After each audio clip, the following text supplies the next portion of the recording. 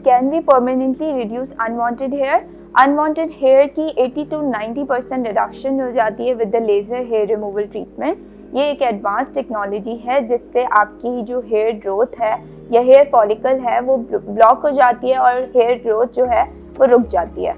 और हमारे पास जो ट्रिपल वेवलेंथ लेज़र है वो आपकी हेयर फॉलिकल में जाके हेयर रूट्स को ब्लॉक करते हैं, जिससे आपकी स्किन पे जो हेयर होते हैं अनवांटेड हेयर वो रिड्यूस हो जाते हैं और थिनिंग की तरफ आ रहे होते हैं। इसके अलावा आप after laser hair removal treatment patchy form में आपकी ग्रोथ होगी और लाइट हो जाएगा हेयर टेक्सचर। उसके अलावा रिडक्शन आएगी और जो आपका जैसे अगर आप वैक्सिंग करवाते हैं या थ्रेडिंग करवाते हैं वंस इन 15 डेज़ या 25 डेज़ आपको जाना पड़ता है, तो आपका जो गैप होता है ग्रोथ का रीग्रो होने का तो वो डिले हो जाता है। यानी लेज़र के बाद आप लेज़र का सेकंड सेशन आप मंथली वे में ले सकते हैं।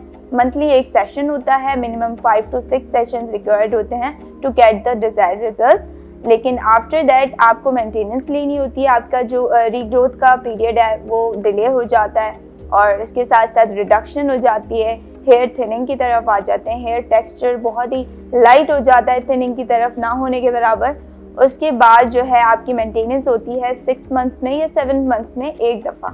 और जब आपको लगे कि आपका जो हेयर रिडक्शन हुआ है वो दोबारा से हेयर ग्रोथ स्टार्ट हो गई है तो आप मेंटेनेंस की तरफ आ सकते हैं। मेंटेनेंस के बाद आपका जो रिजल्ट्स हैं वो रहेंगे, लॉन्ग लास्टिंग रहेंगे, फ्लक्चुएशन नहीं आएगी रिजल्ट्स में और मेंटेन रहेंगे।